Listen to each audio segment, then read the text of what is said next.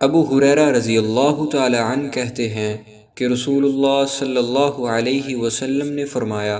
7 قسم کے آدمیوں کو اللہ تعالیٰ اپنے عرش کے سایہ میں رکھے گا جس دن اس کے سوا اور کوئی سائے میں نہ ہوگا: انصاف کرنے والا حاکم،